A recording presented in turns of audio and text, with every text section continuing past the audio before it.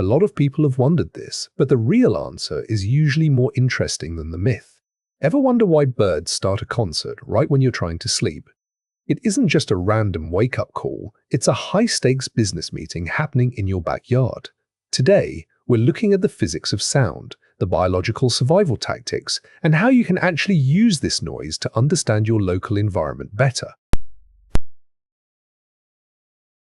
Alright, let's start with the real-world problem. Why sing now and not later? It turns out the atmosphere itself helps birds get their message across more effectively at sunrise. In the early morning, the air is usually still and cool, creating a stable environment for sound waves. During the day, the sun heats the ground, causing air to rise and create turbulence that scatters bird calls. By singing at dawn, a bird's voice can actually travel up to 20 times further than it would at noon. Before the world wakes up, there's significantly less background noise from wind, traffic, and industrial activity. This low ambient noise floor allows birds to use more complex notes that would otherwise be drowned out. It's the same reason you find it easier to have a conversation in a library than at a construction site. At dawn, it's often too dark for birds to effectively forage for insects or seeds, but just light enough to see predators. Since they can't work on finding food yet, they use this downtime to focus entirely on communication. It's a smart way to manage their daily schedule without sacrificing mealtime. Now that we know why the morning is the best time for sound, let's look at what they're actually saying to each other. Singing first thing in the morning is a powerful way for a bird to announce it survived the night. Small birds lose a significant portion of their body weight overnight just staying warm, so a loud song proves they still have energy reserves. It tells neighbors that their territory is still occupied and defended. For many species, the dawn chorus is a high-stakes audition for potential mates. Females listen to the strength, complexity, and duration of the songs to judge which males are the healthiest. A bird that can sing loudly on an empty stomach is demonstrating superior foraging skills and genetics. There's often a specific order to who starts singing first, which scientists call the phylogenetics order. Larger birds with larger eyes, like robins and thrushes, often start earlier because they can see better in low light. Smaller birds wait until it's a bit brighter to avoid being caught by nocturnal predators while they're distracted by singing. Think of the morning song as a digital fence around the property. By singing at the edges of their territory, birds establish acoustic boundaries that discourage intruders from moving in. If a neighbor doesn't hear a song from a specific patch of woods, they may try to expand their own territory into that vacancy.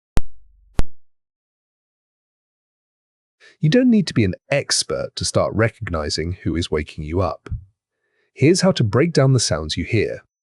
Robins and blackbirds are usually the first to start, often up to an hour before sunrise. Their songs are melodic and flute-like, designed to carry through the damp morning air.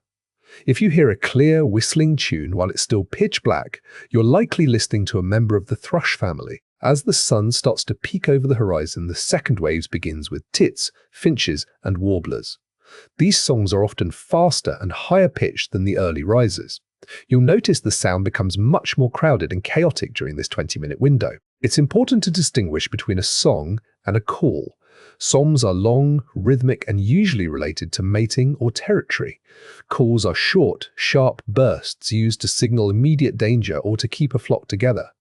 If you hear a sudden, harsh chip-chip sound, a predator like a cat might be nearby. In cities, birds often start singing much earlier than their rural counterparts because of streetlights.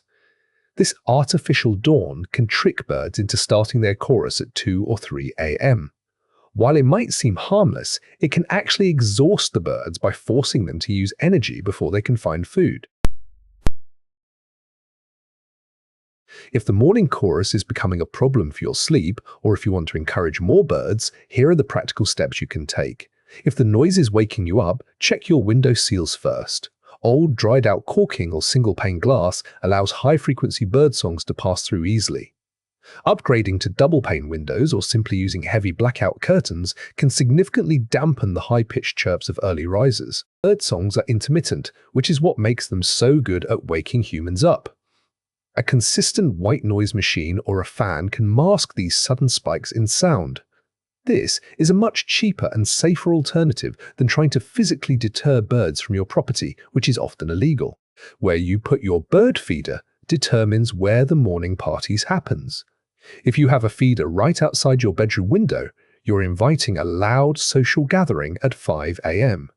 Moving feeders to the far end of the yard can help keep the noise at a manageable distance. If birds are nesting in a spot that causes property damage or excessive noise, use visual deterrents like reflective tape or owl decoys.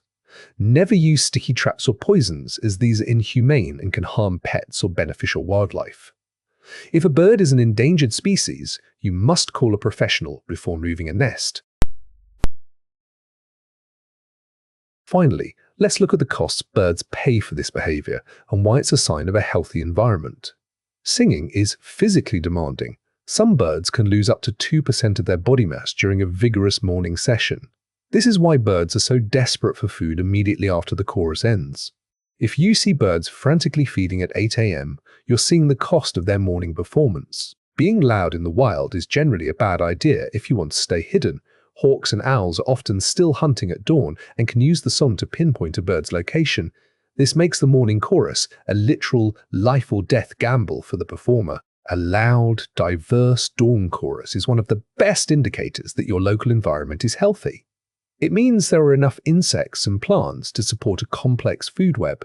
If your neighborhood suddenly goes quiet, it might be a sign of pesticide overuse or loss of habitat that requires a professional ecological assessment. That's the practical version of why birds sing in the morning. The big idea is to understand that this noise is a sign of a thriving ecosystem, even if it's a bit early for your alarm clock. By checking your window seals and managing your feeder placement, you can enjoy the nature without losing sleep.